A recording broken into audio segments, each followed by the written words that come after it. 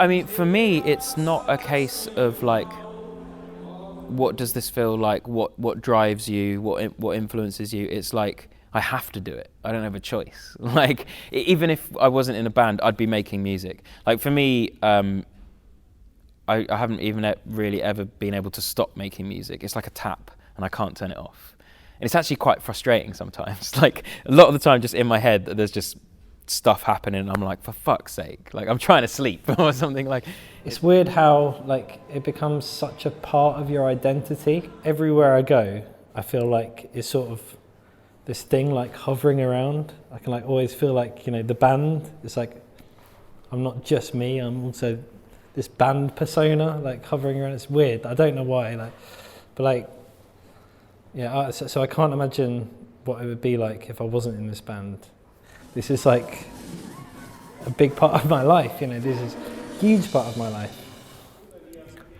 I think all of us have devoted our lives to this 100%.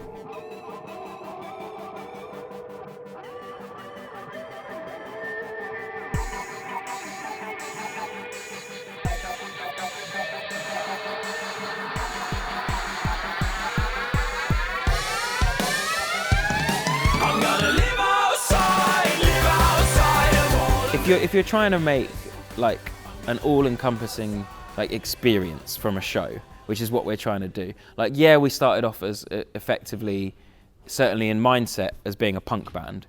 So playing our music in a sweaty little venue is what we love doing and what we'll always love doing. But also, we're not afraid of being something grander than that, something bigger than that, and not afraid of being grandiose even. Like, I'm all about the theatrics of making a full experience. So that's why we've done quadraphonic sound. So it's surround sound that at the gigs it will be going, sounds coming from all around you.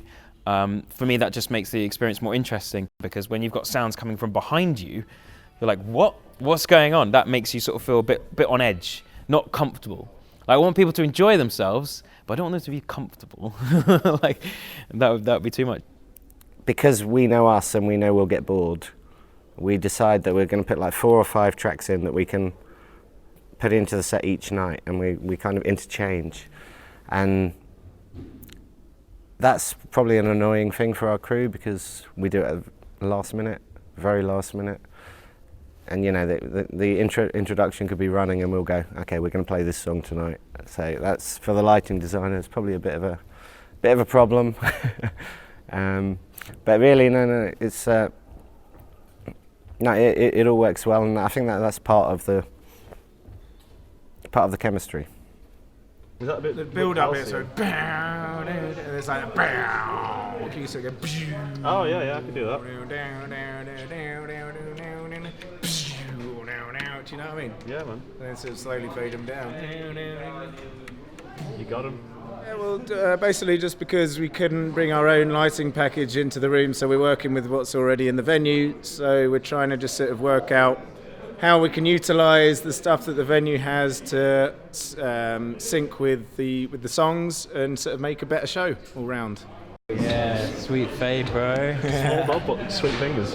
When it comes to putting a show on, the first thing we'll do is come in and have a look at the venue, see how big the stage is. We go to the truck, empty everything, carry all the cases in, and then once everything is patched on the stage, then we do a test to make sure everything works, so all the microphones, all the drums, the guitars, keyboards.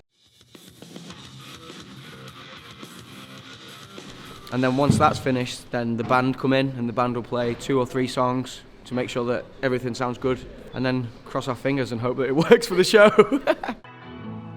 We're very lucky that we're all kind of very easygoing people. Like, our crew have been our crew for years. Like, so at this point it's just like touring the world with a bunch of your friends. Being with people who you gel with and you connect with, and by this point you're just brothers with, it makes it so much easier.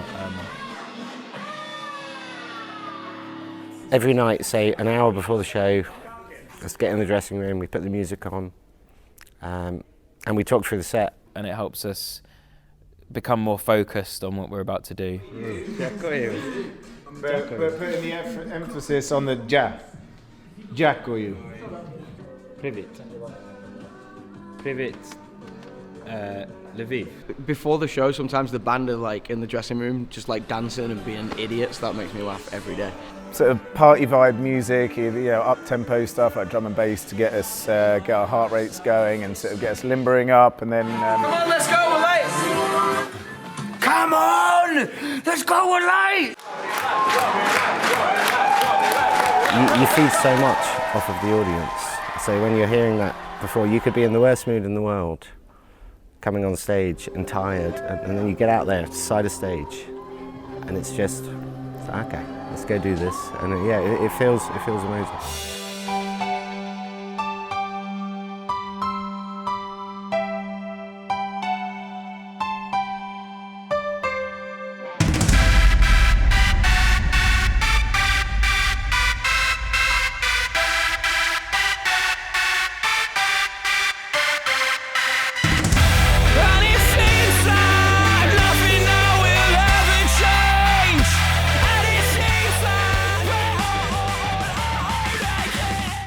One of the best feelings is like seeing people screaming back the lyrics really passionately, like, and no matter where we are in the world as well, that still has the same impact on me, like emotionally. That still feels very profound, and making eye contact with people and like feeling their passion is like, it's a fuel for us. And it's not just meeting people from around here, but it's connecting with people from other places, parts of the world that you never thought you'd go to, and realising just how closely connected everyone in the world really is a really eye-opening experience. Like, I can never get to sleep within 3 hours of coming off stage. Like, that's pretty much impossible because adrenaline is just so high. Which makes it very difficult on tours like these when you're supposed to be going off stage, straight back to a hotel, quick, get to sleep, because you've only got like 3 hours that you can get. So you end up sometimes just not sleeping at all because you're just sort of buzzing, and then you're getting on a train and you're like, oh God. And I can't sleep sitting up really. I try, but I can't really do it. So, just watching some documentaries and reading and relaxing. If I'm in an interesting place and I want to go find some souvenirs to take home for my wife or family, go around and enjoy the town, maybe check out an exhibition or a museum.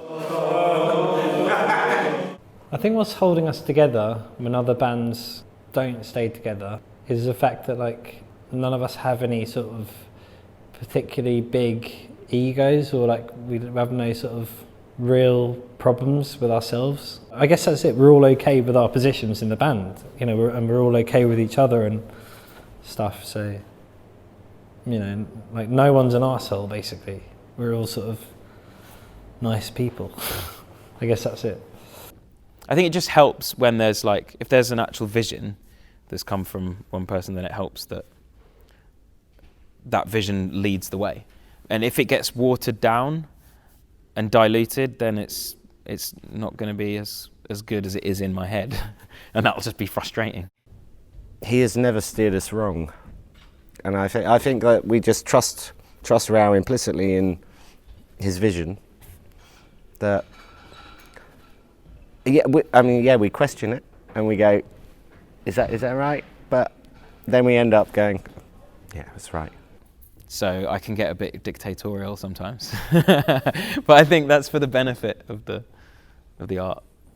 Of the art. It's the revolt of the atoms, from London town to ancient Athens, eliminate all traces of human life.